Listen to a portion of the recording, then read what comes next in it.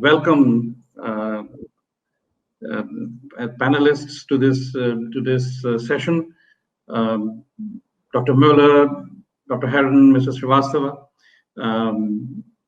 We are really grateful that you found time to join this panel discussion. The way it goes in this discussion is the following. That's my suggestion. We know the topic. The topic is future of mobility and energy storage. And all three of you have been working for several years, in fact, decades in this area.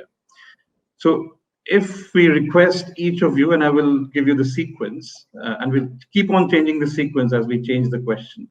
But first on the topic, your thoughts from your experience, 5 minutes each, please, right? And then we'll go for specific questions on a different order. So if I may start with Dr. Moller, then Dr. Herron and Mrs. Srivastava to follow up. So Dr. Moller, your views on the topic, please. Future of mobility and energy storage. Yeah, thanks again for having me. And let me start with that picture of the second tipping point of the mobility industry, which we often talk about. Right, 100 years ago, we had the first one switching from horses to cars. Now we are in the phase of switching from cars, internal combustion engine vehicles, to mobility as a service, which is something else, right? And let me spend indeed a few minutes on why we believe we are in that tipping point, and to what that means to materials players in this ecosystem. So to start with, right, why do we believe we are at a really inflection point of the mobility industry? It's basically three things coming together. It's regulation, it's consumer, and it's technology. And those three things really making now the foundation for this massive shift. What do I mean by that? So it starts with regulation, right? So we know on national level, we have all those CO2 regulation in the world, but we, more importantly, more and more get also on the local level or regional level additional regulation in place, right? Cities starting to ban vehicles, to restrict access to certain areas, or just starting to erase parking lots, or increasing taxes for specific modes of transport. So cities are starting to regulate quite heavily as well. So that's one, regulation. Two is the consumer, right? The consumers are adopting new ways of mobility. They started with ride-hailing, they started with micromobility. So they are testing out things, right? And secondly, they become greener, right? Across the globe with different speeds, right? And they become more digital. Again, different speeds in different regions, but generally you can observe that basically across the globe. And three is you could say the enabler for everything is technology. So if you think 10 years back, what battery cell costs you had back then, factor 10 probably. If you think back where we were with autonomous driving or driver assistance systems 10 years back, if you think about kind of what ways of sharing we had 10 years back, you'll see that we have quite significantly progressed since then. And the technology is the enabling ground for all those changes. And so bringing all those three together, we really believe now we are in a once-in-a-lifetime situation in mobility where the way we travel from A to B can be really and is rethought by consumers, by regulators, by industry players, right? And this is really changing massively now, probably in the next 10, 20 years. What does that mean now for materials players? I think a lot. I just carve out four things. One is, I think it has an effect on volumes generally. So if we think car sales, right, those new ways of mobility will infect the sales outlook quite significantly. Again, that depends on the regions. If you still have a GDP push, so to say, in more the emerging markets, or if you are in a, let's say, more let's say, established market in the Western world. So there will be differences, but sales will be impacted. And I would say we are rather flattening out from my perspective in overall sales. The next change I'd like to highlight is form factors.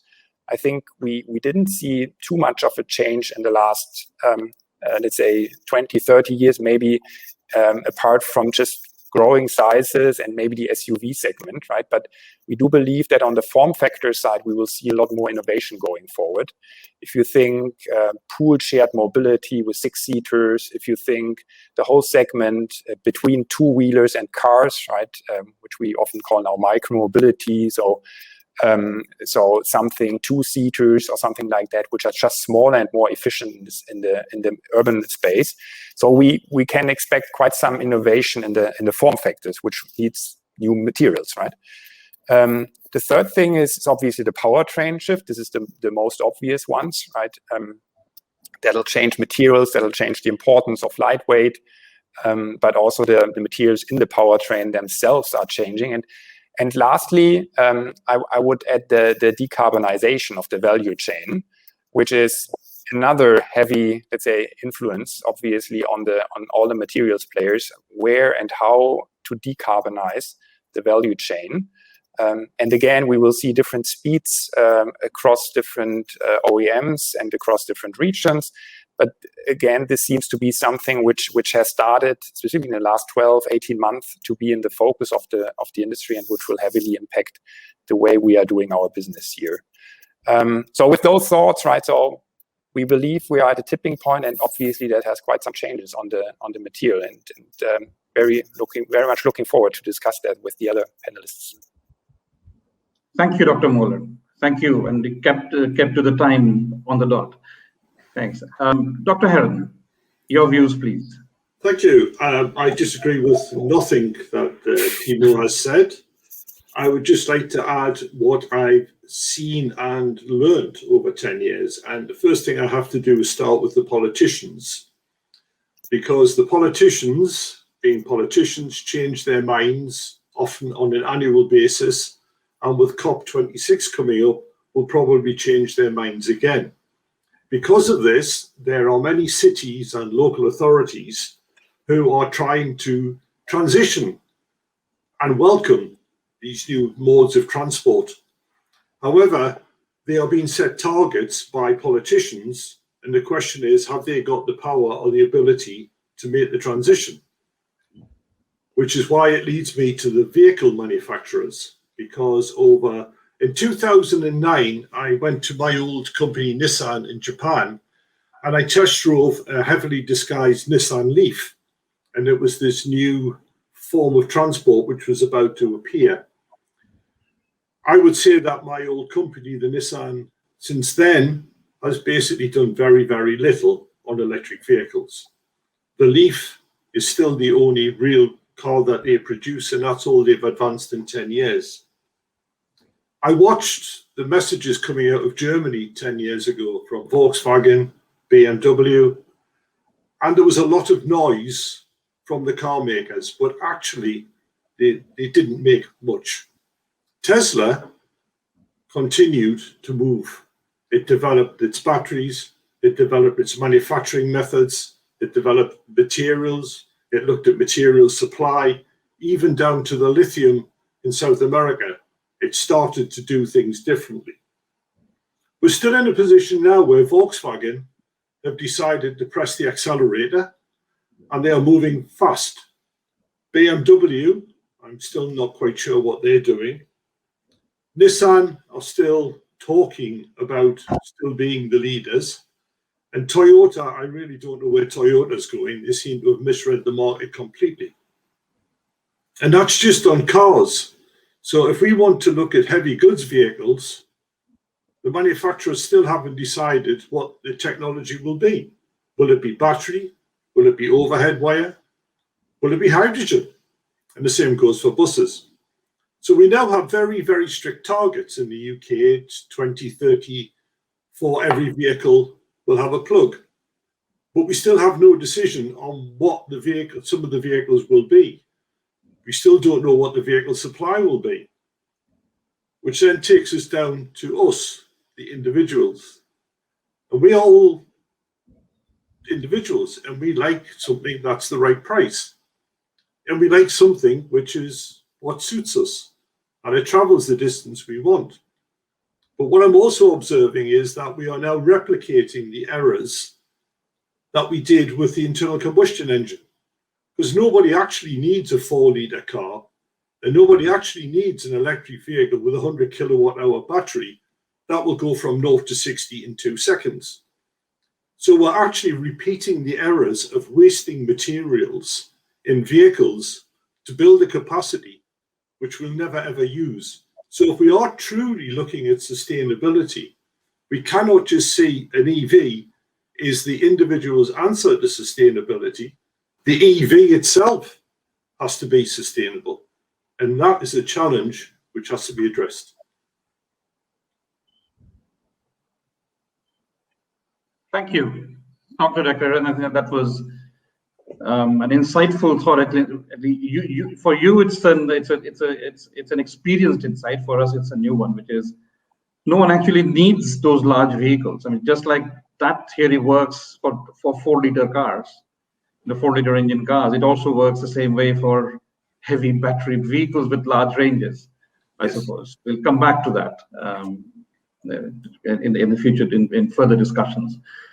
Mr. Srivastava, your thoughts on the topic, please, for the next 5 minutes. And the topic is future of mobility and energy storage. And your experience in Niti Aayog, in the mission projects, I think will have a lot of bearing on how India progresses in this. Your thoughts? Thank you, Debashish ji, and I must compliment you for choosing such a topic which is really interrelated.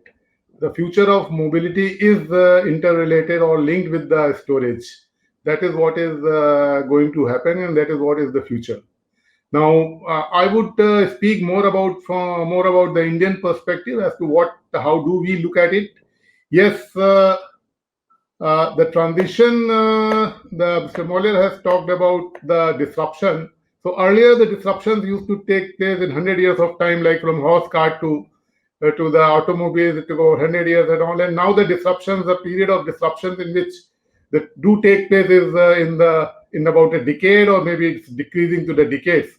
So the disruption about the mobility and about the transformation from the internal combustion engine to the electric engine is going to take place in a very short time. And that's where I would agree that the tipping point has already reached, in the sense that we are moving forward with that. Now, how electric vehicle or the transformative mobility and the storage is linked is that there is a source of energy. How do you store that energy, and then how do you use that energy? And in the Indian perspective, where we still do not have 24/7 reliable power supply in all parts of the country, in spite of being a power surplus country, where we are producing more than what we need, but still we are not able to provide it good quality 24/7 power supply to all the parts of the country. And in that perspective, we have to look at it from the redundancy, the future in which we are moving toward the redundancy of the grids. Now, why the redundancy of the grids? Because we are endowed with so much of the solar energy and with very proactive targets which the current leadership, Indian leadership has put forward in terms of the 175 gigawatt hour and by 2034 and 50 gigawatt hour kind of a solar generation. Let's see how far do we reach, but at least we are looking at it. We are looking upwards towards that. Now, with that kind of optimistic targets about the solar energy, we are full of the energy. Now, how do we convert it? How do we store it? That is where the energy storage comes into the picture. And then how do we use it? Use it for the mobility, for the home, for your agriculture, for your irrigation, for your industry, for your manufacturing, whatever you think about it. Now, I'm very happy to see that some of the companies have even announced that they have, we were talking about the large batteries, but then they say that you should have a large battery. You charge it either from the solar or from the grid, having a solar roof which is of the photovoltaic cells.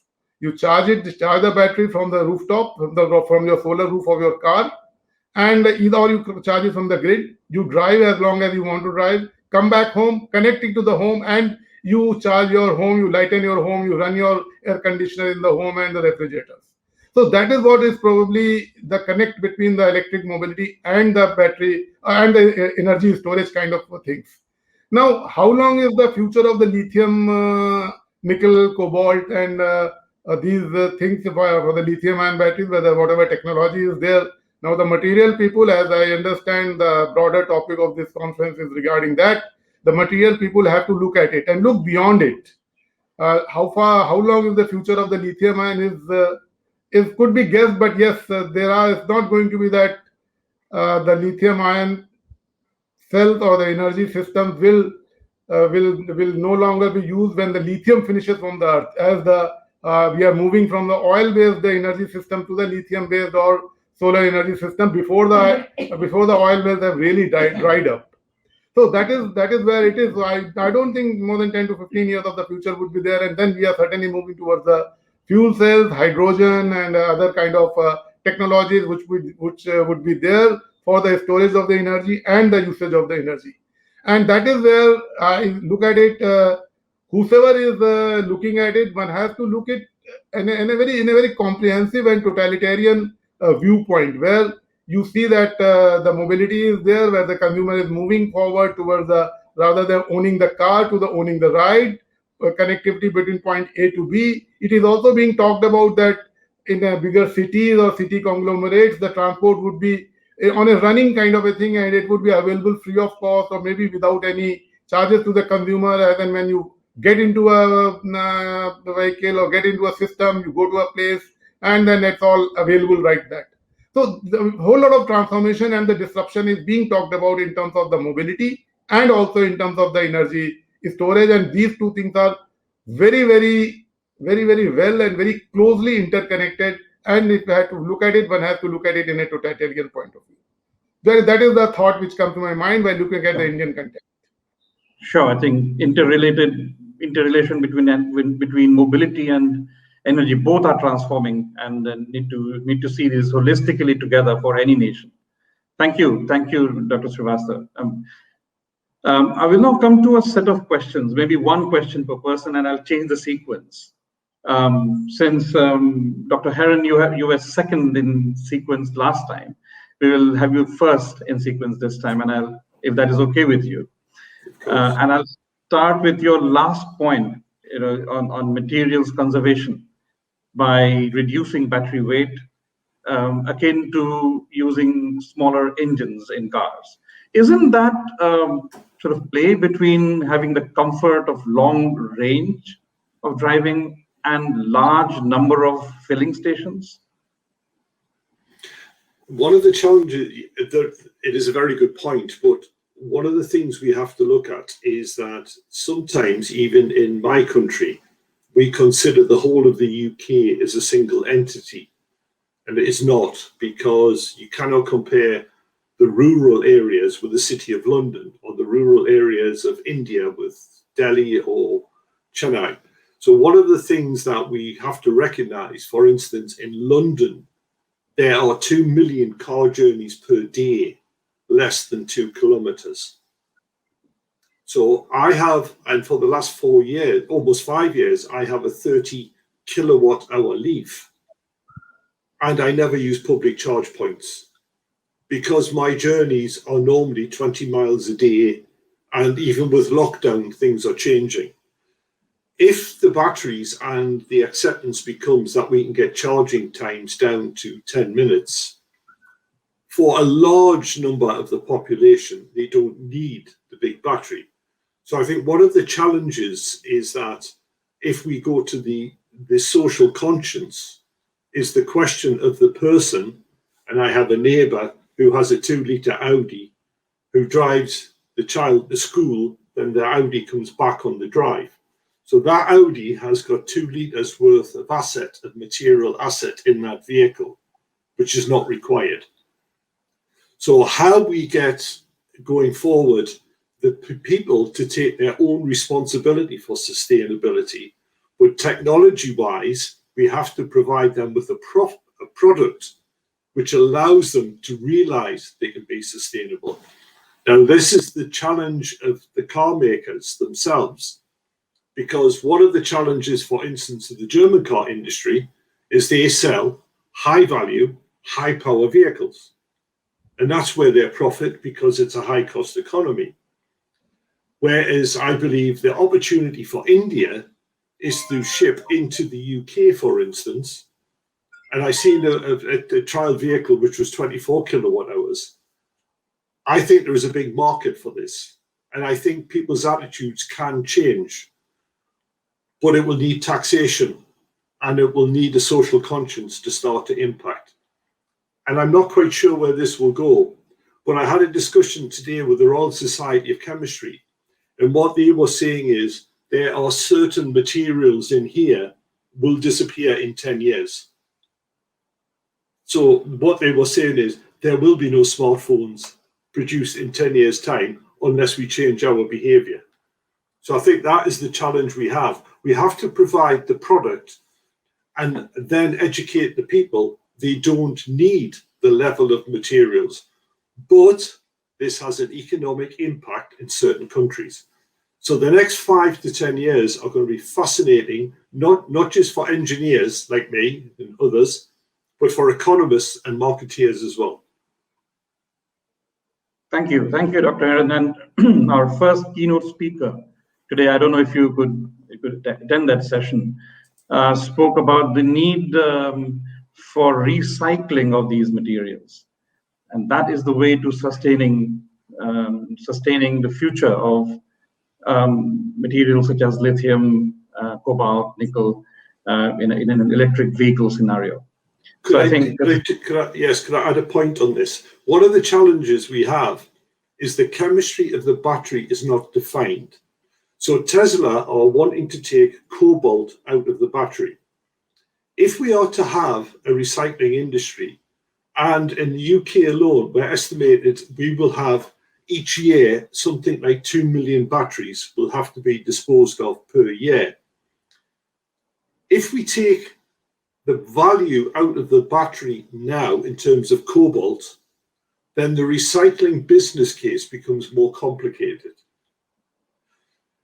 It's very hard to justify the capital expenditure now for a fully automated battery plant if we actually don't know what we'll be taking out of those batteries in the future. Even now, the first Nissan Leaf I had one chemistry. My Leaf has another chemistry. The Leaf, which is now on the market, has a different chemistry to the chemistry I have. And I'm certain the next vehicle will have half the cobalt in of the current vehicle. So the recycling is imperative, but the actual business case to develop it is going to be a challenge. Thank you. Thank you for those thoughts, Dr. Herron. Next, may I come to Mr. Srivastava, please? You were chairing the energy storage mission as part of Niti Aayog. May I ask you to comment on the transition to hydrogen as a fuel? Not only as a fuel, but hydrogen as storage of energy vis-a-vis mobility. So instead of battery electric vehicle, hydrogen fuel cell electric vehicle. Your comments, please. You're on mute, Mr. Srivastava. It is very much in the offing, and Indian government has also put in a task force, and the hydrogen mission itself has been constituted for it. And as I said in my initial talk also, rather it's seen that maybe a decade or 2 decades, the future of lithium ion, and then before that, the hydrogen fuel should take over. Now the thing is, a lot of work is going on, but yet the kind of commercialization which is required for storing energy in hydrogen fuel cells is not yet achieved. Let's accept the fact. So we are moving in that direction, and I'm very sure that shortly we would be achieving a situation, the kind of work which is going on, the research which is going on. There are I wouldn't say roadblocks or handicaps, but yes, there are certain milestones which are yet to be achieved in terms of making it not really commercially viable, but even usable, or a technology which could be used widely, and then the commercialization could be thought about. So this is what is the current status, to my understanding, about the hydrogen fuel cell and the storage of energy in hydrogen. But yes, the next thing would be hydrogen. There is, I think, nobody would doubt that. So that is what is something which is there. But yes, of course, in between, there could be other chemistries which could come up besides the lithium ion, maybe some other material based on some other material which is more widely available throughout the globe, maybe aluminum or something which has to do with the either water or air, aluminum, iron based. So a lot of work is going on the other chemistries as well. But yes, the next big thing would be hydrogen, no doubt about it. So, as part of Niti Aayog, do you see a whole ecosystem developing in India towards new battery chemistries, and towards hydrogen storage? I think it would be first towards the battery storage with the advanced cell chemistries, and then it will move over to the hydrogen. To my understanding, it won't be a direct jump and leapfrogging the advanced cell chemistries or the lithium-ion cells, because for the smaller vehicles, and particularly India, we have the prevalence of two-wheelers, three-wheelers, and these smaller vehicles which we manufacture around more than 80% of these vehicles. So, and there, the tipping point, I mean, I think we have already crossed the tipping point. There is an awareness. People are going in for that in the two-wheeler and three-wheeler segment. So we are very quickly going to be having the battery-based or whether the lithium-ion, some other chemistry-based battery energy sources where these vehicles will move, and then there would be a shift towards hydrogen fuel. And as I look at it, maybe if not more, but around half a decade, the 3-4 years would take for hydrogen fuel to really come up with something which is exploitable commercially. Thank you, Mr. Srivastava. We'll come back with another round of questions. Dr. Moller, you head the Center for Future Mobility of McKinsey's, and your interests are and you've worked in autonomous driving, electrification, shared mobility, etc. Now, this is a question you might have been asked before by Indian audience, which is, what is the future of autonomous mobility in India? Any views? You've thought about it? Any studies? That's a quite challenging one, to be honest. Before I go to that, let me do one final or brief comment on the hydrogen topic, because this is also very close to my heart. I completely agreed with what was said before. I just want to, specifically here in Europe, we sometimes have a discussion on competitive technologies, that those two would be competing and there would be a winner, which I think is the wrong framing. I think we need, for the transition of the energy system, we need the two, right? Both of them. Hydrogen has some advantages in terms of long time seasonal storage, right? Long distance transport, right? If you think of producing energy somewhere else in the world and importing it, for example, to Europe or so. But there's clear advantages of hydrogen, and there's clear advantages of direct use of electricity, no question, right? If you have your solar panel on the roof, it doesn't make any sense to store it somewhere if you have a car standing next to it, apart from the car, right? So it's complementary, right? And it's not competing from our framing. On your question of autonomous, let me kind of maybe break it a bit up into kind of where's autonomous going generally, and then where is it going in India. I think autonomous, we need to clearly split between kind of driver assistance systems in the first step, right, which help us to avoid accidents, and then kind of really that level 4, let's say a full autonomy, at least in a geo-fenced area. So on the first one, I think there we have seen already a big scale up, right, of driver assistance systems, which are saving lives basically, and we see that even in broader regions of the world, including emerging markets, including India, that regulators believe that driver assistance, advanced driver assistance systems can help to avoid accidents and avoid people killed in the traffic, right? And these kind of systems, I do believe, will roll out step by step, basically across the world. Obviously, in areas where you anyway spend a lot of more money for cars, those vehicle systems are kind of scaling faster than in areas where you spend maybe $5,000 for a car. That's obvious because there's significant cost you add to a car, but still I believe that those systems step by step help to avoid accidents will roll out globally. When it comes to autonomous driving, so level 4 autonomous driving, again, we need to differentiate two areas. The one is the robotaxi use case or other commercial use cases like trucking. And then the private vehicles, right? In the first one, you have a clear business case, which is pro, let's say, autonomous, which is a precondition you make it work, right? So you need to find let's say, a business model which works. And if you get the driver out of a vehicle, that can be in a robo case, a robo-taxi, a robo-shuttle case, you save money, basically, which you can invest in technology. Same is true for a truck, like a long-distance truck.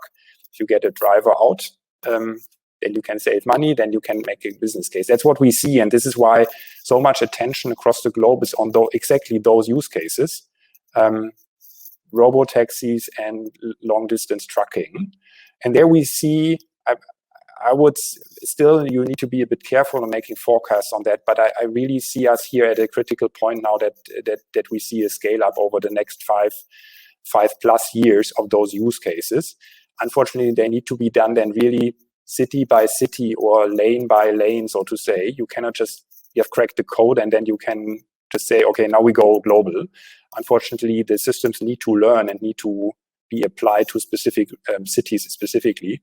So yeah, and there, for that use case, I mean, India is not on the, let's say, short list of the global tech players here who are leading from either from the US, from the West Coast, or from China, because, let's say, driver costs are relatively low, right? The road conditions are difficult. So this is clearly not number one priority for all those players. So that's why I would say you need to wait a little bit more for that. And in the private vehicle case, so having a Mercedes S-Class, which is able to drive fully autonomously, this case is even in the, let's say, Western world, I would say roughly 10 years out, because the system cost is still so high that even there, the people who could afford that is currently super small, and maybe get in a scalable range, around 2030, right? And we assume then maybe an option cost of $10,000 US or euro for a system. The business case is just not working yet. So net, advanced driver assistance systems, I expect to roll out also in India in the next few years. Level 4 autonomy, that'll take some time.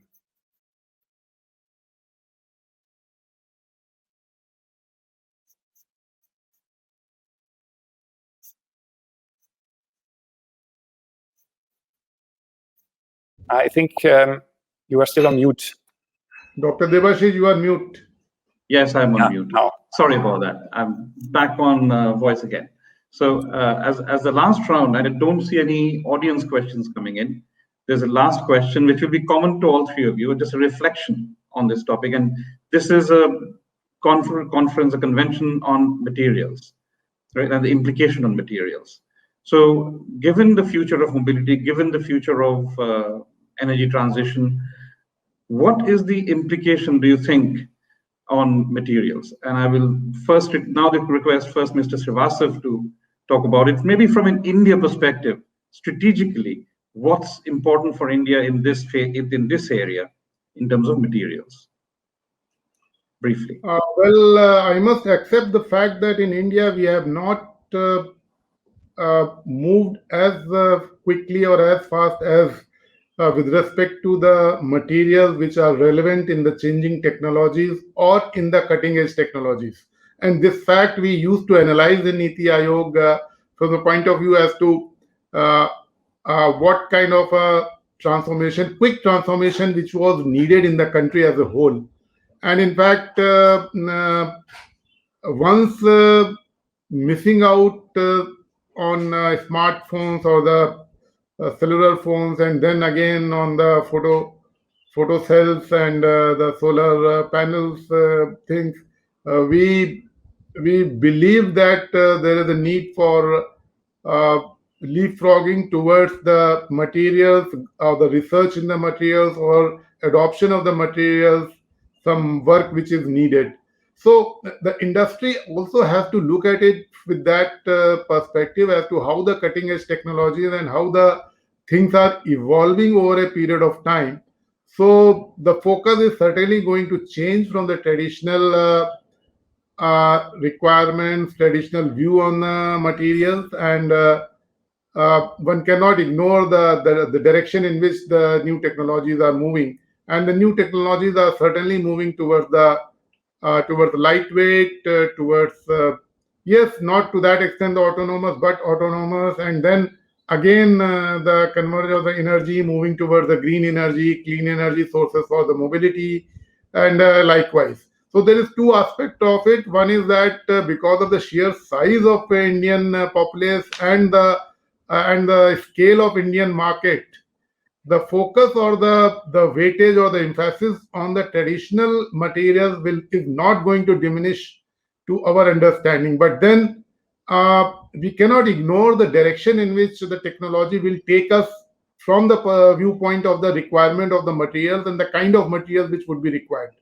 So these two have to be submerged, and that these two have to be taken into account even by the researchers or by the industry or even the planners, all the three stakeholders, and then only something interesting or in the interest of the stakeholders or the citizen would emerge. So that is a broader perspective or the policy perspective towards the shift in the materials. That is what should be taken into account to our understanding. And yes, of course, I mean, India is different from the rest of the developed countries, and even from China in terms of the proportion of the younger population, in terms of the growth of population, total number of people in on this piece of land in India. All these things make the case that we will probably can move forward. We'll be moving along with the traditional materials policies or this thing. But then again, the switchover is they're going to be there, and we cannot be excluded. We cannot be isolated in the world. So we cannot ignore the fact that the way the requirement of the materials planning, the material things will be changing. So this is what would be the perspective in the Indian context. Sure. Thank you. So there's a need for focus on these materials. Yes. As you said, yeah.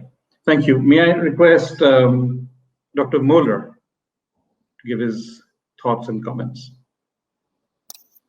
Yes, happy to. And just building on and maybe gives a different aspect, I would highlight two things. One is the opportunity for innovation, and the second topic is let's say the mandatory collaboration going forward. What do I mean by that?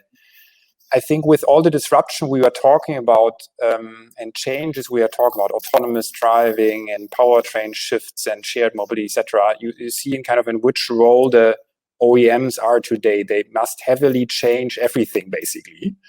And now they heavily rely on the smart and bright minds in the value chain, right? So more than ever, innovation must come from all the players in the value chain and really come up with solutions for the pressing questions at the end of the day we as consumers have.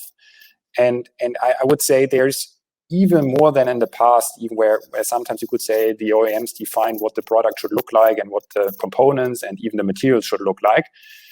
They more even now rely on kind of solutions from all their partners in the value chain. And that can be that can be a great opportunity to differentiate and to even kind of get a better likelihood of profits, even if it's all those challenging things you have to work on. But I would look positively into that. There's room for innovation, and these other is collaboration, right?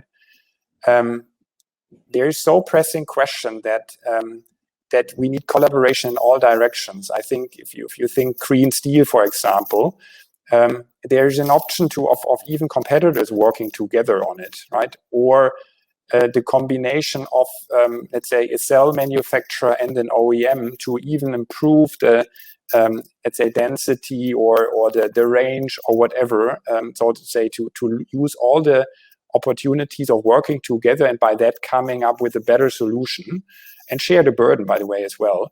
So I think those two themes I see as important for the, let's say, ecosystem going forward of be even more innovative and help kind of us as end consumers to have a better solution for getting from A to B, more sustainable, more cost efficient, more efficient.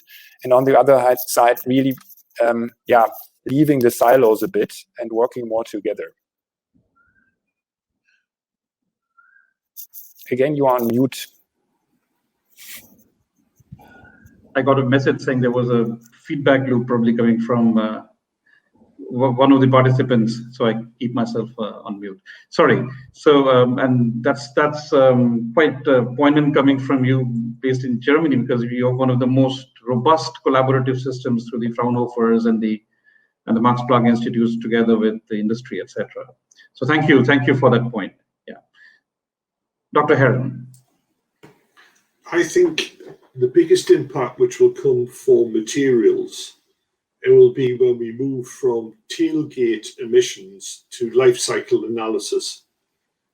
If it's life cycle analysis attached to a carbon tax, you could see big changes. For instance, it is quite possible that a small vehicle made in India may end up more expensive than a Tesla made in France, purely because of carbon taxes.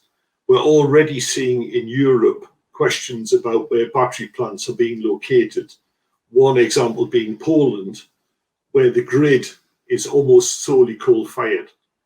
And when you do the life cycle analysis, no matter what product we make parts of a vehicle from, so if we make the fenders, the wings out of plastic, the plastic will come out of a steel die. The pressing tools are steel. The body is steel. The battery case is steel. No matter what we do, we cannot get away from steel.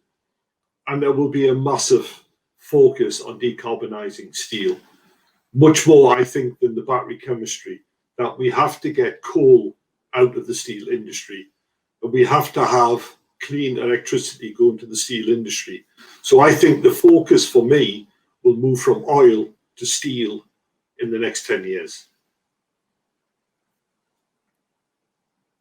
That's that for a steel company, it brings us back to square one.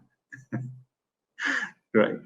So thank you very much. And there are a few questions that have come, and I will just pose one or two of them for the panel to answer. And I'll request whoever feels more strongly about that subject to pick up to answer first. So here's one. So it says, as we grow and disrupt in mobility, there are parallel disruptions that need to happen in the infrastructure to handle the change that is happening in mobility and the energy for mobility. Any views from the panelists? Yes, please, Dr. Herron. I have been advising many cities and people about the infrastructure required for electric vehicles. And there is a groupthink obsession that the more infrastructure you put into the ground, the more electric vehicles you will have. And electric vehicles are determined by price and supply, not the number of charge points. There are also high power charge points, slow power charge points, and people can charge at work, at the shops, at home. It is a completely different environment. Up to now, no machine learning type mathematical model has been developed. We're trying to work on one which for a city with a demographic will identify how much infrastructure you actually need. The UK has no strategy at all for infrastructure. There is a free-for-all between the private sector and the public sector to see who can put the most in. And in all cities, the utilization of the existing infrastructure is never measured. So nobody actually reports on if anybody is actually using it. But in every report, and I've just seen another one today, it always starts the same. We need more infrastructure. And when I write back to them and I say, how much more do you want by type? Nobody ever replies because nobody knows, because the behaviors of the drivers are not set yet. Because we have 35 million passenger cars and 500,000 EV. So the majority of people who will be driving these vehicles have never driven them yet, and they've never experienced the technology. So everybody is guessing what infrastructure to put in and where for the people who've never used it yet. And this is a very complex question, which is always addressed by we need more, but there's never a definition of what is that more, what time of the day will it be used, and what impact will it have on the grid. Correct. If I yes, please. may add, because infrastructure is such a big term and it applies to charging infrastructure, let me bring a different type of infrastructure, which is actually the streets themselves. So I think what is underestimated is the power of the design of the streets themselves. So in the past decades, we tended to just build always more lanes, right? Or if we did not have room in the cities to build a new lane, then we invented a tunnel or a bridge or whatever. So we tried to solve our, let's say, challenges in the mobility context with just adding lanes somewhere in the city. And then more advanced, maybe traffic management systems or so, or intelligent, let's say, traffic lights or whatever.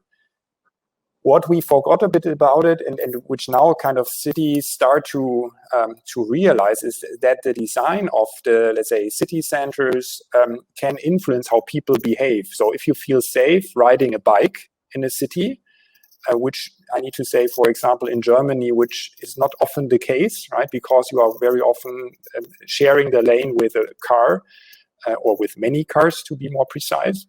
But if you create environments which make you feel safe, and there's a couple of trees around, right, and it's a good experience, right, to go by a bike, you can probably even positively motivate to make people switch from a car to a bike. I oversimplify, obviously, but we can see that in the Netherlands as a poster child here in this case, how much you can do with infrastructure to influence people to a certain behavior, which at the end of the day makes the whole system, let's say, more to bring it to a higher performance in terms of sustainability, in terms of let's say efficiency, in terms of affordability, in terms of convenience, right? So there also infrastructure has a huge, let's say, potential, which is very often untapped. Absolutely. Thank you. Mr. Srivastava? You're on mute, Mr. Srivastava. A very brief reaction to that. We always used to think that the change, the disruption in the mobility or the transportation would certainly take place. But then whatever is being done by the government, considering the size of the country, the market forces will take care of the rest of the things. That we used to tell the stakeholders and the industry. So that was on a little lighter vein, yeah. But yes, of course, the issues which have been raised by Dr. Colin and Dr. Moller, yes, they are relevant. And yes, of course, whether the charging infrastructure is important, and the infrastructure, the other side of the infrastructure, as mentioned, is also very critical. And yes, we have to be thinking about it, no doubt about it, yes. And imagine cycle lanes. they're also infrastructure. Yes, yes. So that's what we said. The market forces, the demand, and all these things will take care of that. Absolutely.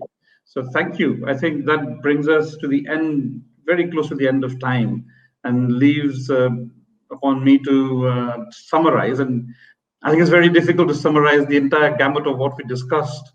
But let me take some snippets of statements that you have made to get a reasonably full picture of what we discussed. I think, Dr. Moller, you started by saying that it's a once in a lifetime opportunity to see this transition happen. We saw the horse to IC engines, and now we are saying IC engines to electric vehicles with a different powertrain, with different implications, both social and technological. And you harped on, and you made a strong point on collaboration. Absolutely, not only different areas, different technology areas, but also I think social scientists and technologists need to collaborate very strongly to make these things happen. And a very valid point. And I take your point on autonomous vehicles in India being not perhaps the top of the agenda, but it was good to come from you. Right. Dr. Herron, you made a strong point on proper utilization of materials, should I say. Question the need for the large cars, question the need for storing large amounts of energy in a vehicle when you don't actually need that energy to travel those distances, right? And you talked about, you gave examples of how most of the people actually travel short distances, and it's only very few that actually do the long distance travel, and therefore there's a whole scope for rethinking of design and rethinking electric vehicles and not copy the legacy thinking of IC engine vehicles. And of course, you talked about life cycle analysis, including carbon tax implications while choosing materials and the geography vis-a-vis materials for manufacture of vehicles. And from the Indian context, Mrs. Srivastava, you talked about the need for leadership in materials that we need to focus on in India. We have missed the solar cell movement, we have missed the electronics movement. Let us not miss the electric vehicle technology movement. So I think with these words, and of course there was many other things discussed, but overall I thank all the panelists. I thank Dr. Moller, Dr. Herron, Mrs. Srivastava for your time.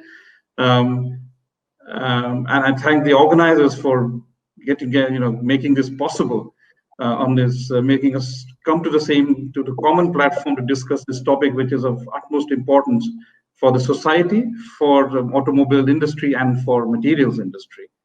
So with these words, thanking you again, I hand over the screen back to the moderator, Mr. N. Rajesh. Thank you, Doc. Thank you for facilitating a wonderful conversation with our panelists.